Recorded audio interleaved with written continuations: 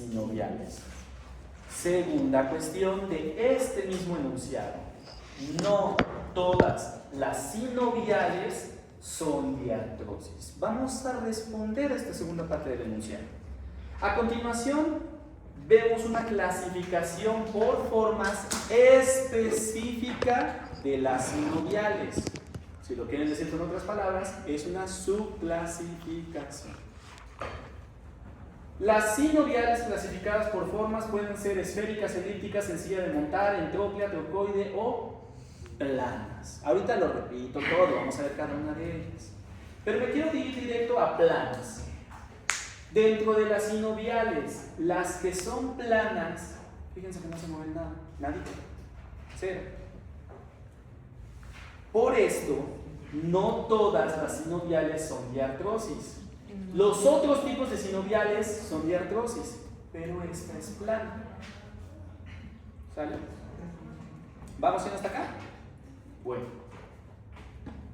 ¿Por qué tener articulaciones con toda la complejidad de la sinovial, pero que no se muevan? Algunas se considera que son vestigios evolutivos.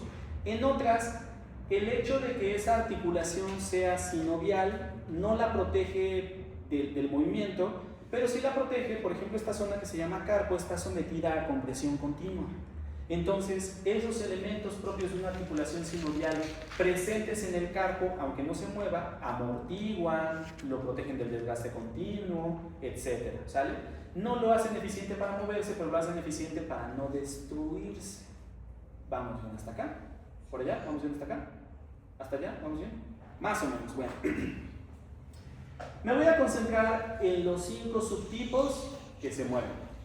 Me voy a concentrar en esos subtipos. Y la primera que les presento se llama forma esférica o también referida como enartrosis. ¿Sale? Enartrosis. Bueno, sabemos que una de las superficies es una esfera y su recíproco esférico. ¿Sale? Una de las superficies es una esfera, la otra es un recíproco esférico. ¿En esto vamos bien? Fíjense que en la representación de la esférica también nos colocaron los ejes de movimiento. Y aquí viene la cuestión. Todas las articulaciones esféricas tienen 3 ejes de movimiento. Entonces, ustedes que ya saben generalidades, si les digo, esa articulación es esférica, ya automáticamente, sin que te lo diga expresamente, ya saben que tiene 3 ejes de movimiento. 1, 2 y 3 cuando rebota el húmero dentro de la cavidad. Ya no es, pero nada más un segundo. Ya no es necesario repetir a cada rato los ejes. Se entiende, se sabe automáticamente al saber que es esférica. Perdón, ahora sí, ¿qué se llama qué? Es uniaxial, biaxial, y cuando son 3, ¿cómo se llama? Triaxial.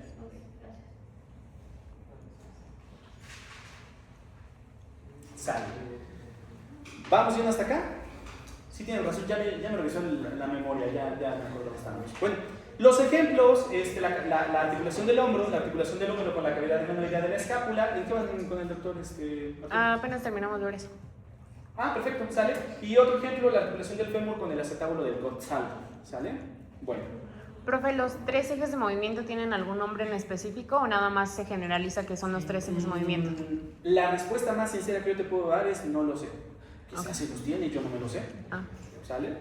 El otro día alguien me preguntó, ¿se acuerdan de lo de los planos coronales?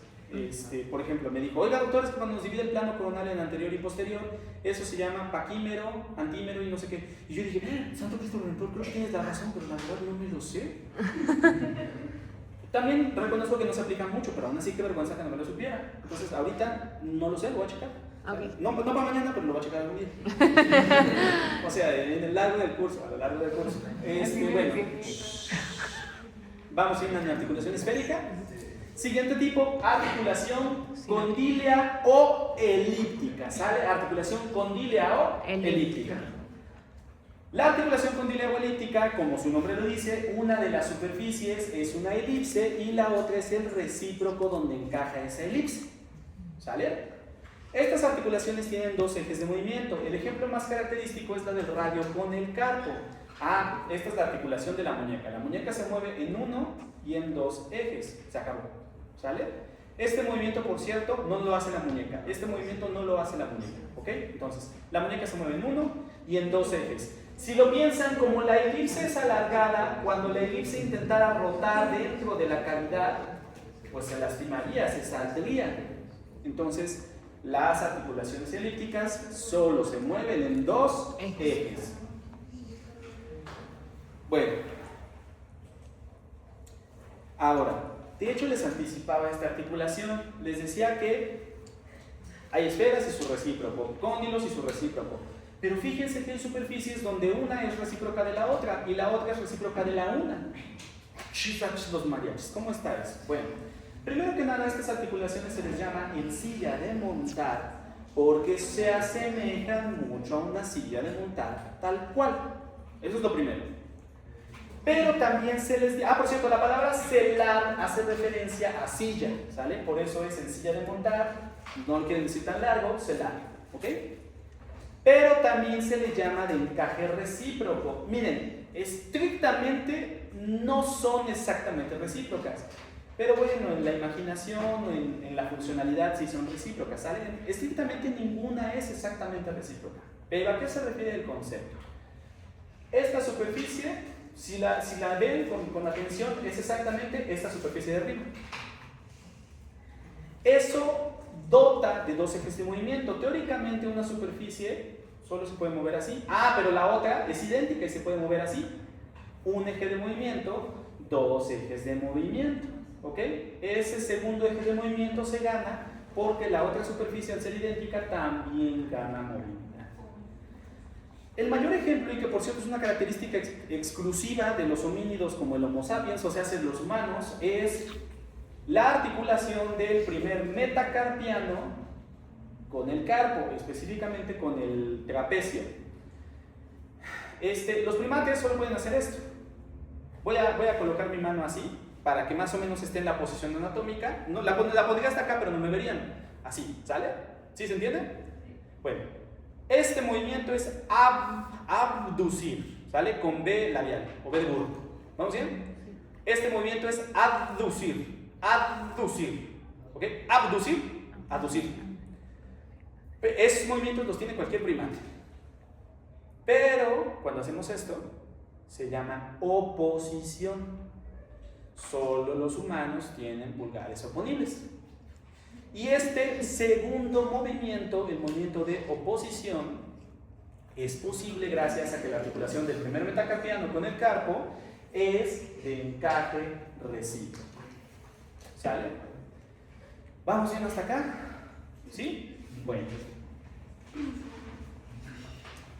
La siguiente articulación, un hiperboloide es una estructura como con forma de reloj de arena. Más o menos, ¿ok?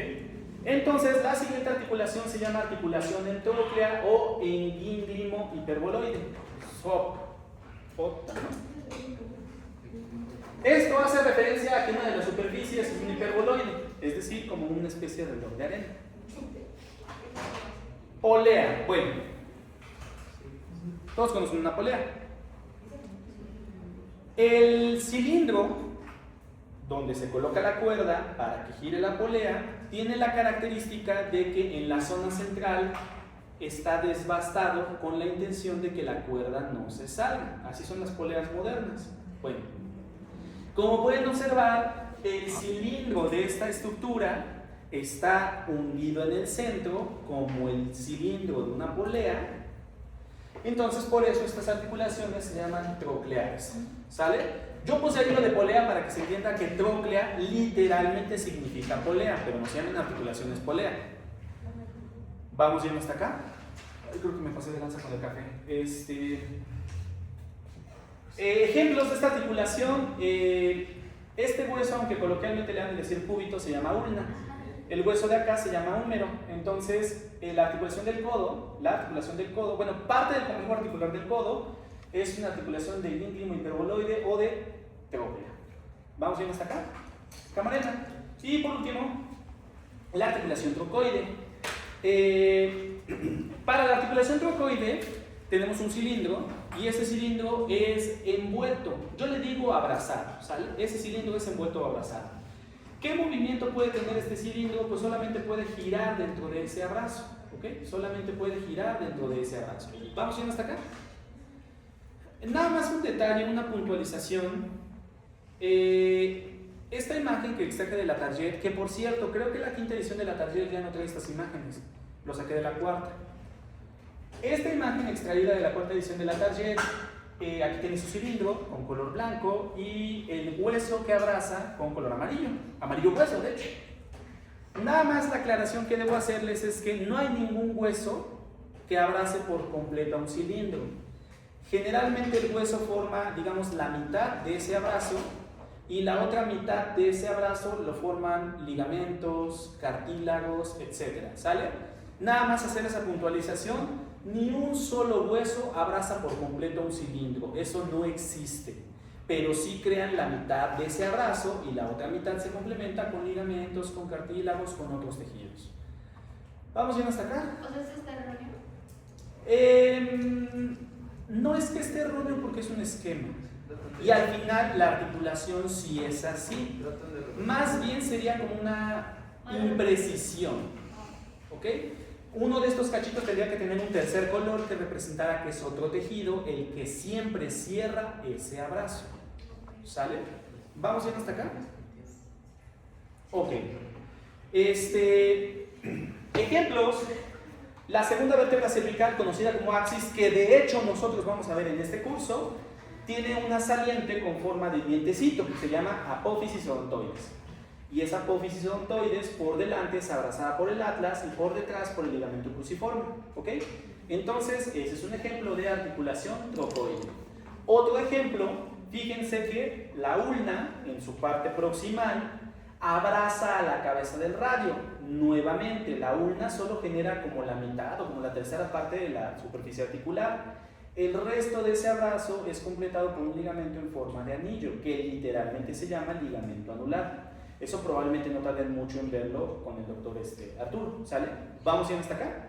Entonces, último tipo de articulación, trocoide, ¿sale? Ya no les puse imágenes de la plana, pues porque no se mueve, ¿sale? Sencillamente no se mueve. Antes de terminar este módulo, quiero enfatizar, esto es un criterio de clasificación específicamente para las sinoviales. Oiga, doctor, entonces las cartilaginosas, las fibrosas, las óseas, no se aplica este criterio, ¿sale? Y también, aunque esto es una informalidad, la verdad es que este criterio termina sustituyendo a lo de axial, triaxial, uniaxial, biaxial y triaxial, porque automáticamente al saber la forma, sabemos la cantidad de ejes de movimiento. Esta es una trocoide, un eje. Esta es una condilia, 2 ejes. Esta es una esférica, 3 ejes. Ya. Por último, hay articulaciones sinoviales atípicas o complejas. Esas ya no las vamos a abordar en generalidades. Ya verán particularmente qué característica tiene esa articulación. Fíjense que hay algunas, la gran mayoría de las articulaciones sinoviales complejas pierden ejes de movimiento, por ejemplo. Solo hay una que hace lo contrario, gana un eje de movimiento. Ya lo verán más adelante. No, de hecho, en clavícula ya viene la articulación externo-clavicular. ¿No? Antes la vemos acá, ya, la vemos acá y se acabó. Ya les conté que es mi articulación favorita. Hagan de cuenta, no sé si ustedes, cuando yo era joven había mucho de revistas de adolescentes, ¿no? Entonces, era muy característico que te ponías a leerlas y traían los tests, ¿no? Contesta este test y averigua cómo será tu alma gemela. O averigua cuál es el signo zodiacal con el que tienes más compatibilidad. Y así eran las revistas, traían mucho esos tests, ¿no? Ahora salen, por ejemplo, en internet que contesta este cuestionario y ve cuál es tu princesa de Disney, ¿no? Bueno, hagan de cuenta que yo contesté ese cuestionario y en ese cuestionario venía cuál es tu articulación espiritual, cuál articulación es tu pana. Y entonces, la articulación externo-clavicular es mi articulación favorita. La vemos acá, no se preocupen. Es que está bien chida, neta. Cuando la vean van a decir, oh, no. Bueno, lenguaje elegante, ¿no? Bueno, dejamos articulaciones y nos vamos a sistema muscular.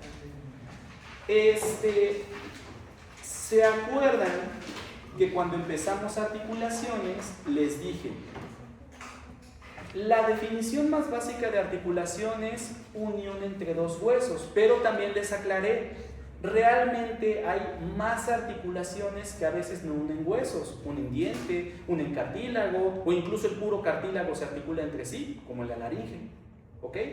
Pero en generalidades solamente hablamos de articulaciones entre huesos. ¿Vamos bien hasta acá? Algo similar va a pasar aquí con músculo. Verán, aquí están tres ilustraciones que esquematizan la estructura histológica de tres diferentes tipos de músculo. Con el número 2 tenemos al músculo liso.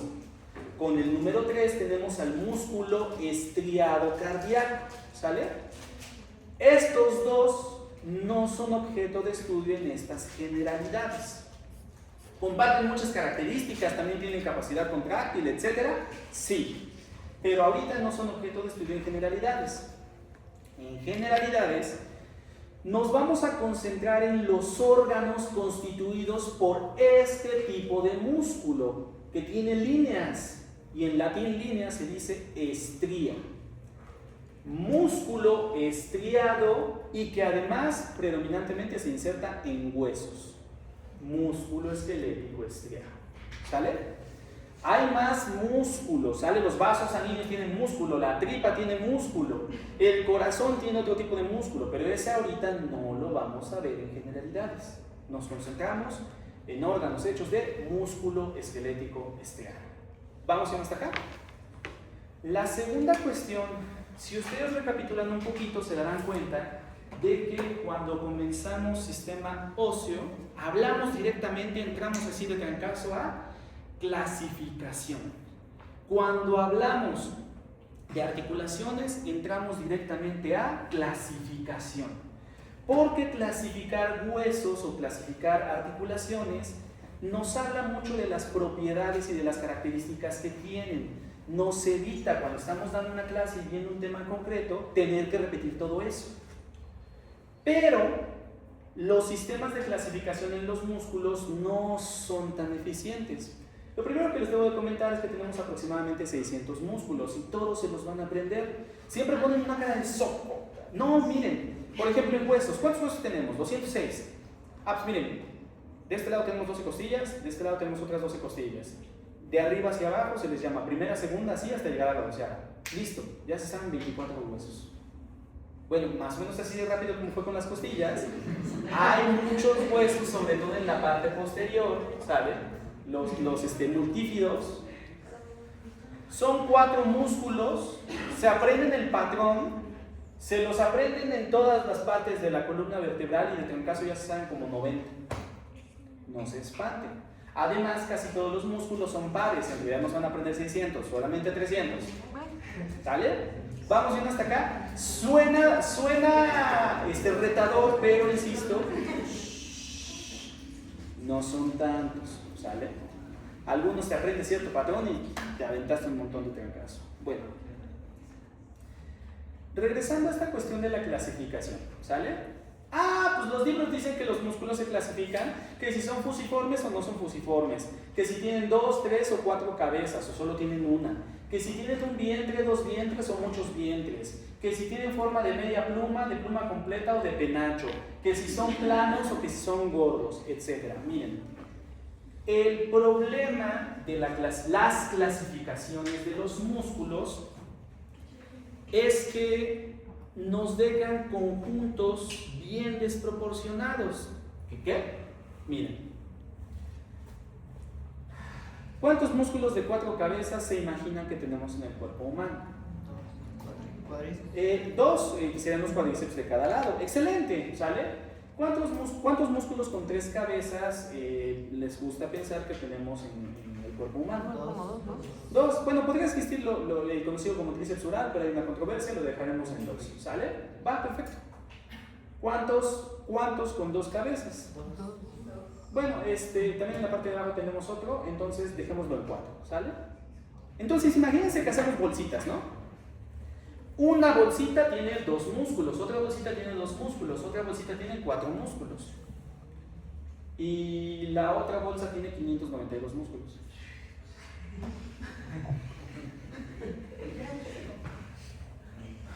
Que si son redondos o son planos.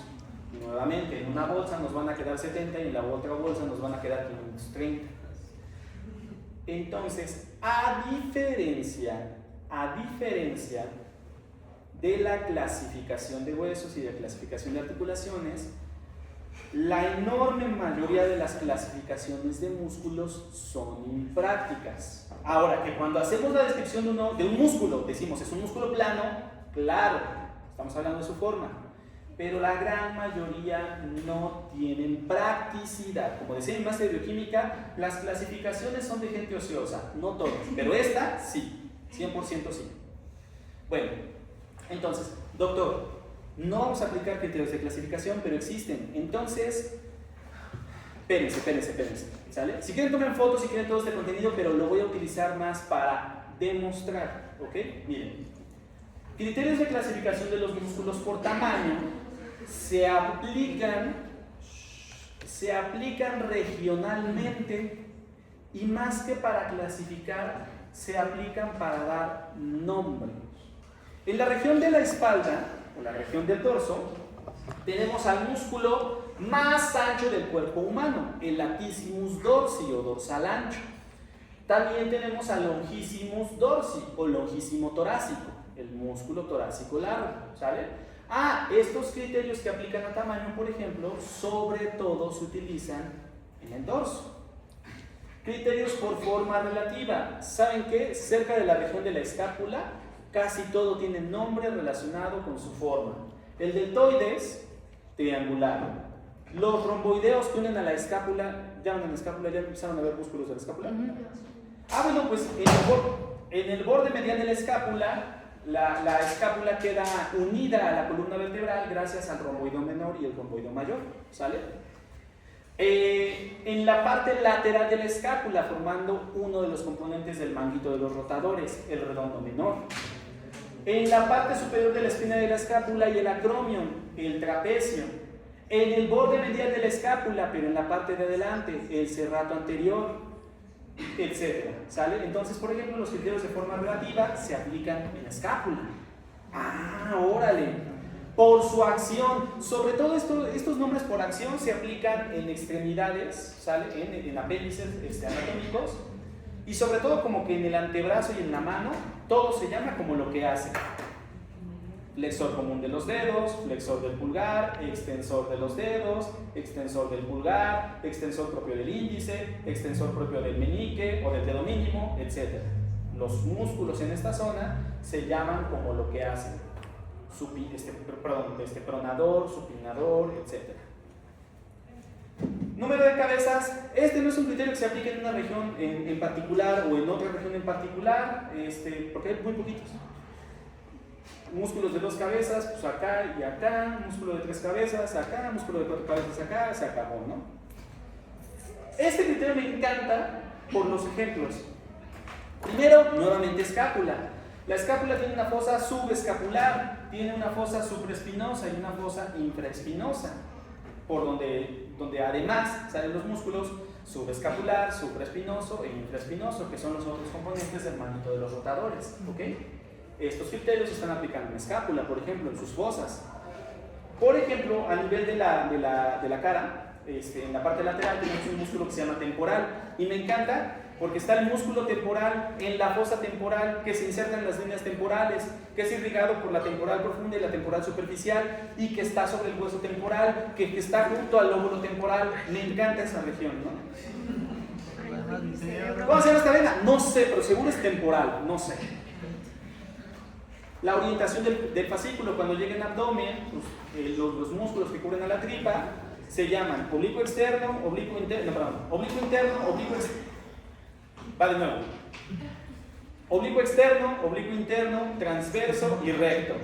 Y entonces eso nos está hablando de la dirección de sus fibras. Se aplica en abdomen.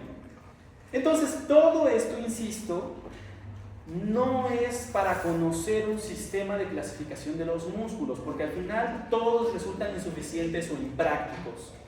Por otro lado, la constitución interna de todos los músculos básicamente es igual. Aquí sí no hay mucha variación. Entonces, no son prácticos los criterios de clasificación de los músculos. Al final se usan para darles nombre y se acabó. Hablemos de los anexos musculares y los tipos de inserción muscular. En términos generales tenemos tres tipos de anexos musculares: anexos de lubricación, anexos de compartimentalización y anexos de inserción. ¿Sale? ¿Vamos a ir acá? Bueno. Este es un esquema de una articulación. Voy a hacer un acercamiento porque quiero que vean literalmente patrones de colores. Miren, esta es una articulación, ¿sale? Es una articulación entre las falanges del primer dedo. Hueso, hueso. Este es el cartílago articular que recubre en la articulación, ¿sale? Este color es azul cielo, ¿verdad? Sí. ¿Sale? Es la cavidad articular o cavidad sinovial. ¿Y qué hay en esa cavidad? Líquido sinovial. Vamos yendo hasta acá. Vean, azul cielo, líquido sinovial. Todos conmigo. Azul cielo, líquido sinovial. Bueno, vean esta línea de color azul intenso, ¿vale? ¿Qué es esa línea de color azul intenso? La membrana sinovial. Azul intenso, membrana sinovial. Va de nuevo. Azul intenso, membrana sinovial. ¿Sale? Y por último, díganme qué color es esto. ¿Gris? Como morado, ¿no? Morado, bueno, va, morado, azul, lila. Lila, ya, dejemos de lila, ya, no controversias, sale. Lila, cápsula articular, ¿sale? Lila, cápsula articular. ¿Vamos bien hasta acá? Bueno, este no es el propósito de esta imagen, el propósito está aquí. Miren, esta estructura no forma parte de la articulación, primero que nada. No forma parte de la articulación. Pero sus colores se parecen. Azul cielo como el del líquido sinovial, azul intenso como el de la membrana sinovial y lila como el de la cápsula articular. No es líquido sinovial, ni membrana sinovial, ni cápsula articular, pero son tejidos con constitución idéntica y con funciones idénticas. ¿Sale? ¿Qué función tenía el líquido sinovial? Amortiguador, no me digan, esa no. Nutrición tampoco. Lubricar. Entonces, si observamos, aquí tenemos una masa muscular y este es su tendón, ¿sale? Su tendón de inserción. ¿Vamos a ir hasta acá? Entonces, vean la ubicación de esta estructura, vean la ubicación. Está entre el tendón y el hueso, porque el roce del tendón cerca del hueso lo puede destruir. Entonces ponemos estas cosas para disminuir la destrucción por rozamiento. Y estas cosas se llaman bolsas serosas. ¿Sale? Bolsas serosas. ¿Vamos bien hasta acá? Bueno.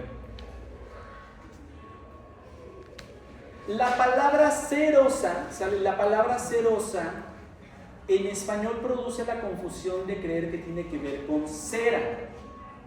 Para empezar, cera se escribe con C.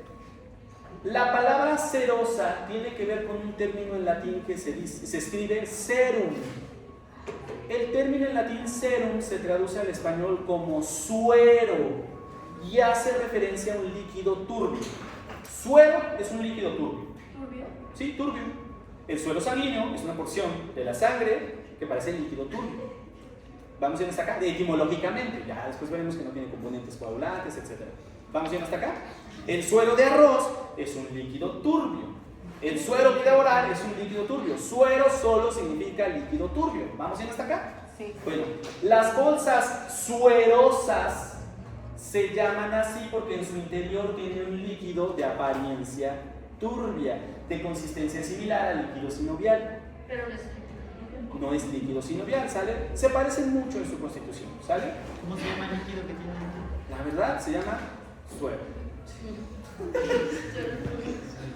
Suero turbio, ándale. No, Entonces, anexos musculares de lubricación. Primer ejemplo, bolsas suerosas. Ya sé que se escriben serosas, pero digo suerosas para que se entienda que tiene relación con la palabra suero, no con la palabra cera. ¿Vamos yendo hasta acá? ¿Sí? Bueno, Ahora, si lo piensan, vean el tamaño de esta bolsa cerosa. Ay, perdón, esto. Pues, ¿qué tamañito tendrá, no? Ahora, siguiente imagen. Una mano completa. Y vean esta bolsa cerosa. Estas son bolsas cerosas y no chingas. Estas son bolsas cerosas. Es más, vean esta, o sea, vean esta. Es una bolsa cerosa que está abarcando varios tendones. Está casi contornando todo el tendón en su extensión. Bueno, la verdad, diría mi mamá, es la misma gata pero revolcada. Pero como estas bolsas cerosas están grandotas, son lo mismo, la misma constitución, el mismo líquido. Pero como están grandotas, no se llaman bolsas cerosas. Se denominan vainas sinoviales. Pero siguen teniendo el suero. Exactamente, misma constitución, la misma constitución, sencillamente por su gran tamaño, se les denomina vainas sinoviales. Profe, ¿y las bolsas y las vainas dijo que entonces tienen las mismas características que la bolsa sinovial y todo eso? Bueno, comparados con las estructuras de la cápsula articular, tienen características similares. Ahora, entre sí tienen características idénticas. Ah, ok. ¿Vale? Dígame, O joven. sea, el que evite el roce con el hueso es para que no se rompa. Es correcto. Pero ¿por qué se rompería? Bueno, el tendón, a pesar de que tiene una estructura de tejido conectivo y es duro, el simple hecho de estar rozando continuamente, no va a estar rozando en un momentito, toda una vida, exactamente, la destrucción por rozamiento produce desgaste, claro que para lo que pasa, se rompe, se desgarra. Hay que tener en consideración, y de hecho es lo que vamos a ver un poquito más adelante, el tendón está sometido a continua tensión. O sea, el tendón nunca toca el hueso. Sí lo llega a tocar, pero sobre todo, qué buen cuestionamiento, mira. Toquen su dedito aquí, justo donde está la articulación. Está delgaducho, gordo en la articulación, luego delgaducho. Bueno, la bolsa serosa a este nivel está a la altura de donde el tendón rebasa la articulación, porque ahí el hueso sobresale. Entonces, justo en ese sitio donde sobresale es donde se necesita con mayor más necesario pues, una bolsa serosa para evitar el continuo rozamiento. En la parte donde está flacucho no hay bolsa serosa. ¿Por qué? Porque ahí no pasa. Exactamente. Exactamente. ¿Ok? Ay, no sé. ¿Dudas, preguntas, aclaraciones? No. Dale. Cuchilla.